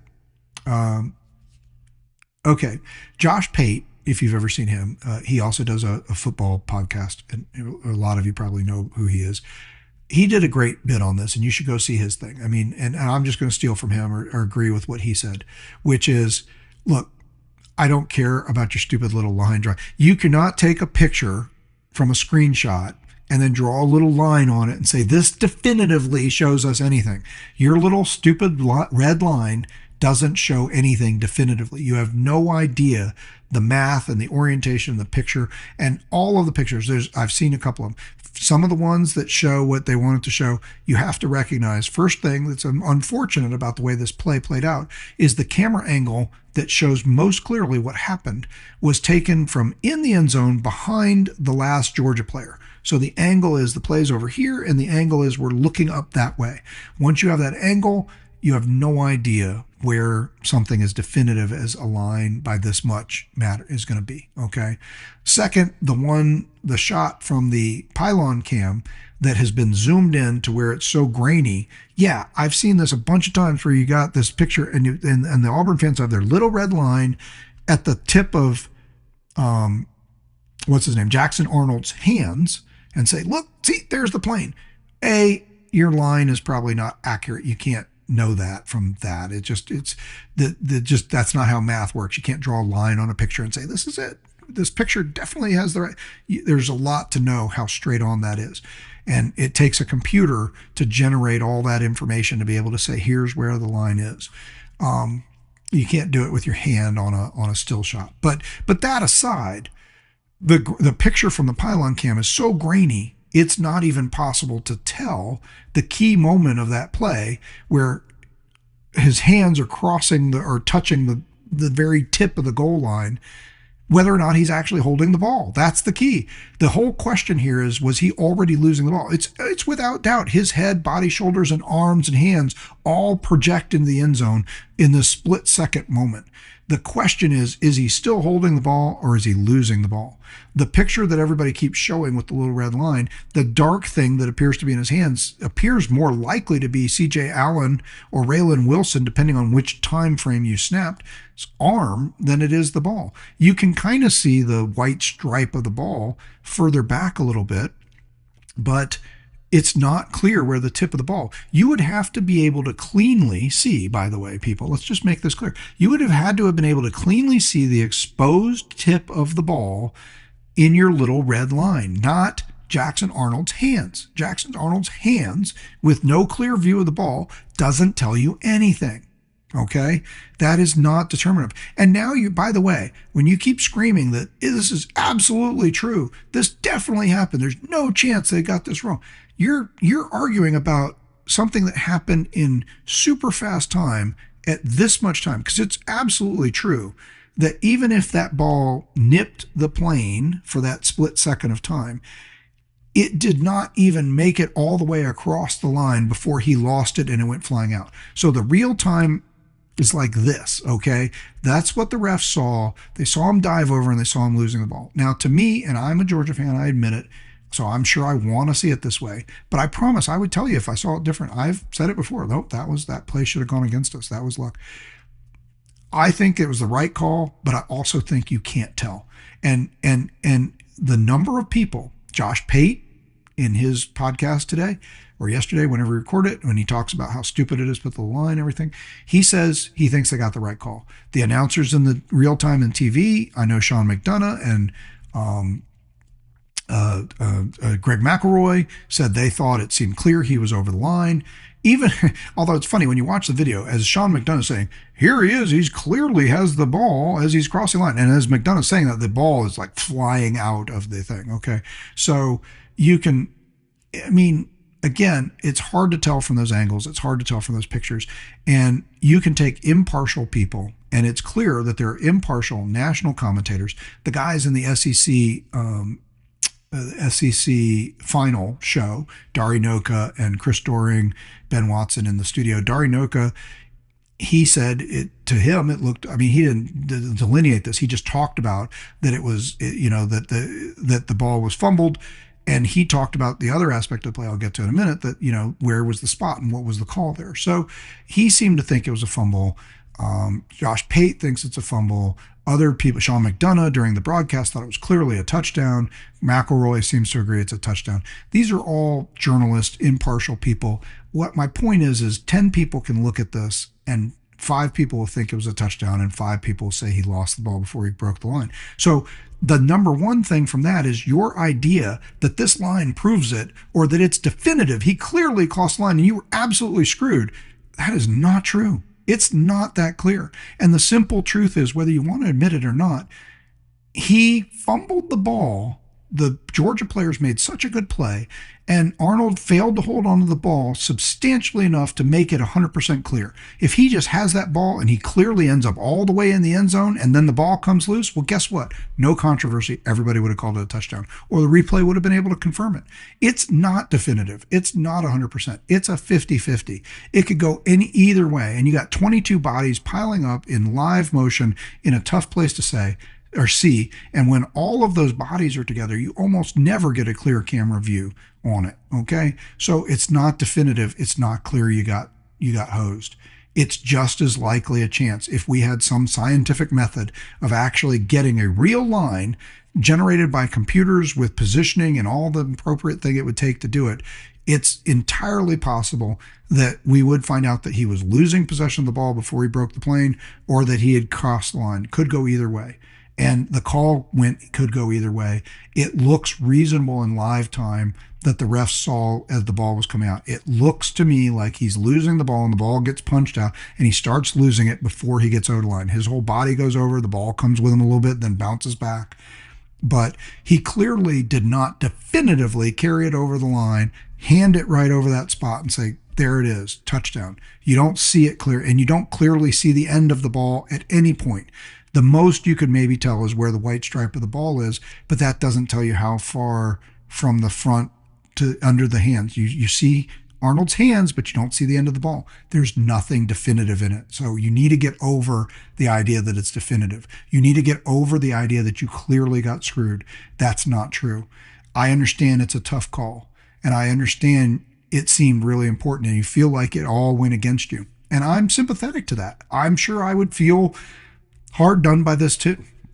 And that's the terrible thing about 50-50 calls, which is what this is that the call can go either way and there's just no resolution to it. So if you want to feel bad about that, I get it. There's no resolution to this that's going to make you feel good. That part's true. You're never going to know for sure that it did or didn't break the plane. It's not definitive. Don't say it is. Everybody knows that. In fact, the fact that so many people can't even tell in slow motion, in replay, and in live motion, and that 100 people, 50 will say it was a touchdown and 50 will say it won't. If you took impartial people who cared nothing about Auburn or Georgia or football, that's what you would get from this, because it's just too hard to tell. Well, then it's not definitive. So because it's not definitive means you didn't make a good enough play. And I'll echo what Chris Doering said. Chris Doering did a good job. He gave a great little speech on SEC final.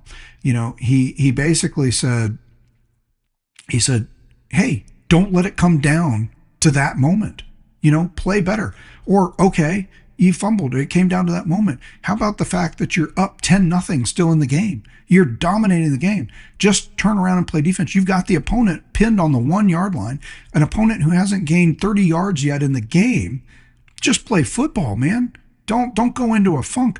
I mean, if it's true, it appears for all the world like actually Auburn mentally just comes apart at this moment. Like the fact that they couldn't be up 17-0 instead of 10-0 is just more than they can bear. Now they're just going to lay down and let Georgia march 88 yards down the field, score a field goal, and actually score the next 20 unanswered points in the game, while themselves only generating 40 yards. And and that's the deal, right? Like from this point on in the game, Georgia's going to rack up somewhere between 277, 282 yards, somewhere right about that. It's a little unclear which it was. And Auburn's going to get 40 yards of offense in the rest of the game. Okay. Auburn had that was a third down play. Auburn had to get to that point in the game. Auburn had gotten down there on a third down that they converted. So at that point, I guess what I'm trying to get at is Auburn was 8 of 9 on third down going into that 3rd and goal play. Obviously, that 3rd and goal didn't go for their way. Now they're 8 out of 10. Auburn's going to finish the game 8 of 17 on third down. They will not convert another third down in the game. Okay? They will not. They had generated over 220 yards of offense up to that point. They will generate 40 yards of offense for the rest of the game after this fumble. And 25 of those 40 yards come on the last desperation drive when they got the ball back with 1 minute and 40 seconds down by 10.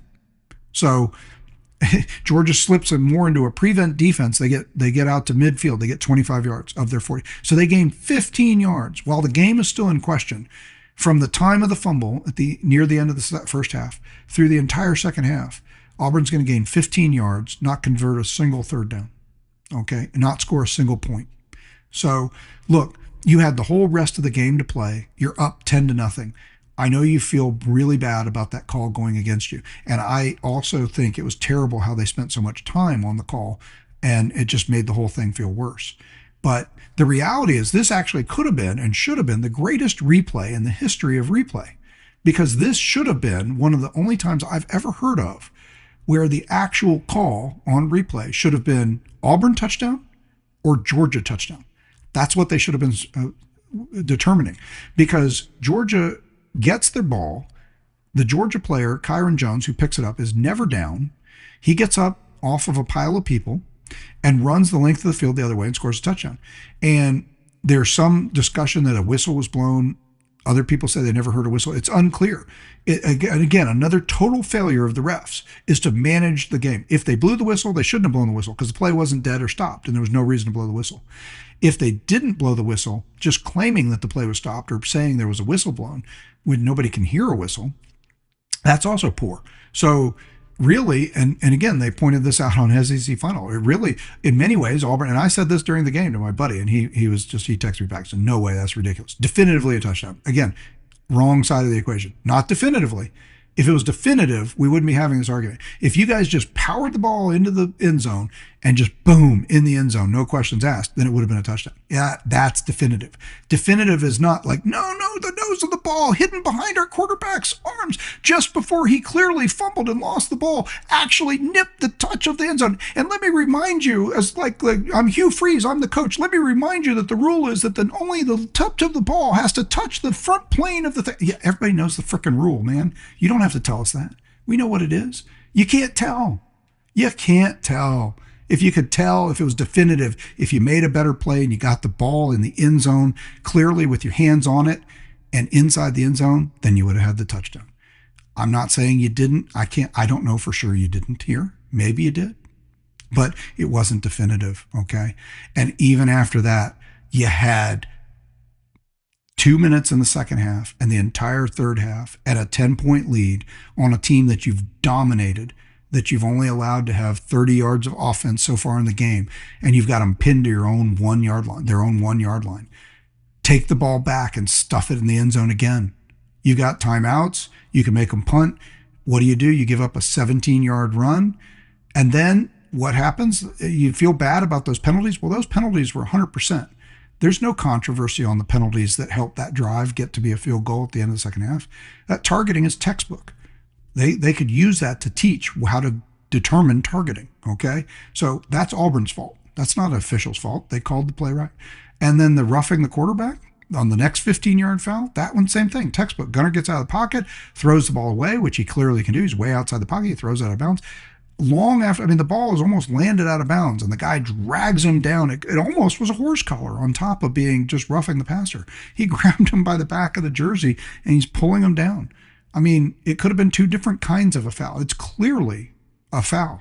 So 30 yards of penalties helped Georgia get all the way down the field Georgia has no timeouts. So again, this should have been nothing. If Auburn sticks to the game plan here and plays, you got Georgia pinned to the 1 yard line.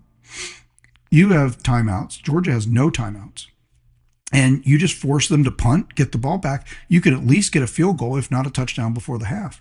But just don't let them get off the 1 yard line. Well, you let them get off the 1 yard line, then you decide you're going to help them by being over aggressive, hitting the quarterback twice. Twice you hit the same quarterback. That's great. Look, it didn't hurt Gunner. Gunner was played better the longer the game went on. So I guess it wasn't. Sometimes you think, well, at least we're rattling him. Well, you didn't rattle him.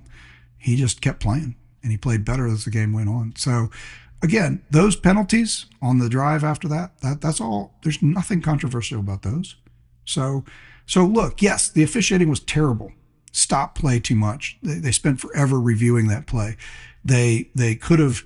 I don't know that it was definitive, but they could have definitively known that there was nothing they were going to be able to find to overturn the play. That much they knew, should have been able to know in less than 6 to 10 minutes. They shouldn't have. They had some bad calls, and they seemed to be they seemed to be all over the place. They seemed to have like a bad strike zone. Sometimes it was pass interference. Sometimes it wasn't. It went both ways on both teams. Auburn definitely ended up with more fouls, but I don't know that was. Some of those you go back and you add them up before. Well, let's just say, I understand that Auburn ended up with more fouls, and it seemed more determinative on that end. I think the officiating was terrible all the way around in that game. Yes, you shouldn't have let that play happen with the timeout, but it didn't matter. It was just bad officiating, but it didn't change anything. It didn't change the game. And ultimately, this fumble was not determinative and didn't change the game either. It did, because the game turned there. But Auburn still has the whole game to play. They're dominating the game, and they still have a 10-point lead. So if this was like the last play of the game and it preserved a Georgia win, or if Georgia had been granted the touchdown running the other way and that was the last play of the game as a walk-off win, then obviously that call means everything, right? But and again, I'm not saying that you just say, well, it doesn't matter if they blow a call. It does matter if they blow a call, but you cannot know that they blew this call. It is too close. And nothing you say, no pictures and lines you draw on still pictures or claim about that is going to change the fact that you can't see the nose of the ball. You can't tell for sure where the front line of the plane is, and that you're arguing about millimeters and saying it's definitive. Oh, he definitely touched that little millimeter spot before the ball went flying out of his hands, which is unequivocally true. But it went over the plane first by that much. You can tell if you look between his hands in this grainy little photo where the line. Come on, stop whining, stop whining. It reminds me very much of that 1992 game where you guys whined and whined infinitely about the fact that the Georgia players wouldn't get up. Same thing. Auburn fumbled the ball on the goal line going in the end zone. And I talked about this, I think, in the history podcast already. Fumbled the ball going into the end zone. The ball bounces around. There's a big pile up. The officials are trying to find who's got the ball. There's about 27 seconds left on the clock when the play ended, or maybe when the play started, somewhere around there.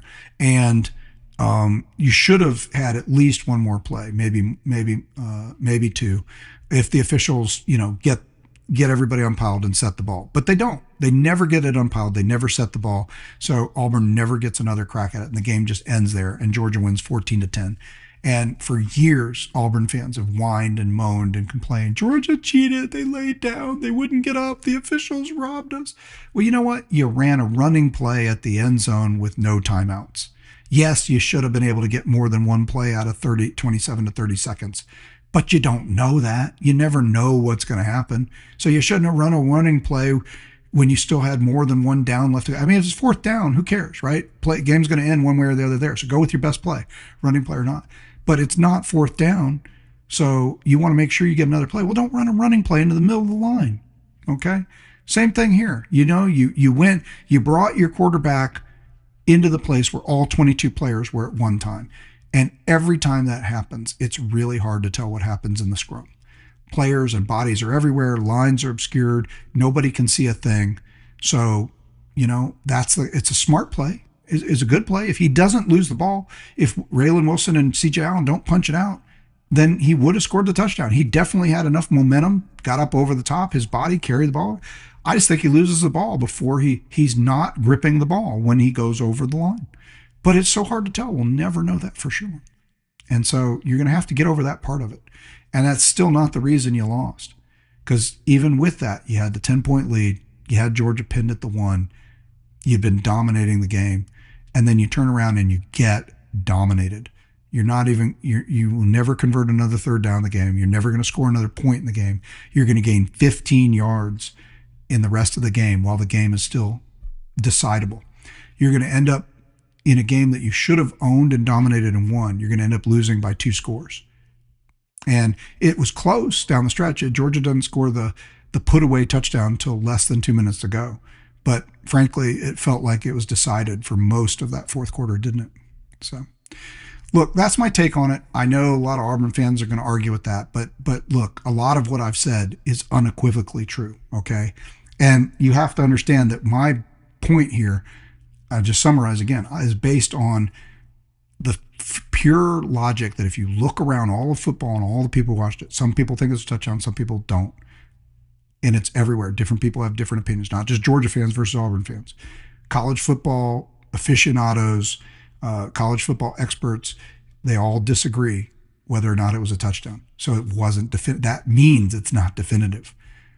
There's no technology that we had available to guarantee where a digital vertical plane could sense whether or not the ball went over the line. And the tip of the ball, the thing you're arguing, doesn't even make sense because you can't even see the tip of the ball.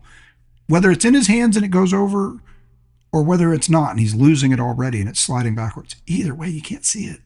You have no idea where the tip of the ball is. You could only potentially presume, which is why replay couldn't confirm it. Oh, here's the white. Yeah, I mean, what are you thinking? Replay. Okay, here's the white stripe of the ball. The ball is 3.5 inches after the white stripe to here. So we can measure here on the screen, and 3.5 inches puts the line. No, come on. Get over it. Run a better play. Score definitively. Get the ball in the end zone without losing it. Then you don't have this problem, okay? Generate more offense. Don't score only 10 points. Don't dominate the first quarter and 3 quarters of the game and then go into a shell for the rest of the game. And you guys are going to have to come to grips with that. I don't know what this means about Auburn and Hugh Freeze's future. Auburn seems to be a team that has enough talent and could do better. I think they played well enough, and they should have probably won that game the way it started. And I think it's quite a testimony to Georgia's heart and fight to come back in it. But I feel like Auburn had to help on some level. I mean, I can't believe that they just completely. I think the Georgia defense made a huge turnaround, but it's hard to believe that they held them to literally 15 yards in the rest of the game without Auburn helping a little bit in that. Okay, this is a lot. This is probably one of our longer podcasts, and I didn't mean it to be that way, but that's the consequence of so much to talk about. So, look, it was a great, exciting game. It was wonderful to have another just super memorable edition of a great rivalry. That's what makes it. This, if anything, proves my point about rivalry. It matters so much. We care so much because it's, neither of these teams might win any championships this year. Georgia's on the edge. Auburn's out. Neither of these teams might matter, but at the end, for both of these teams, this game might come down to being one of the bigger moments in the season. What happened in this game, and how you get to think about it and talk about it and ruminate over it until we get to the same game next year, same time. Which, thank goodness, the SEC has preserved. That's already a win from this season. That we know the Georgia Auburn game will continue on for 131, 132, 133, 134 editions. And I can't wait for all of those. They are going to be great. So glad this game was that much fun. I'm glad you were here with me today. Please share the podcast with others. You can find us on Apple, Spotify, YouTube.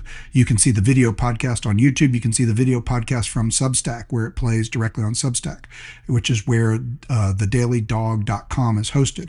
If nothing else, you can always remember to come to thedailydawg.com, and you can find your way to everything. You can recommend us by telling everybody to go to thedailydawg.com.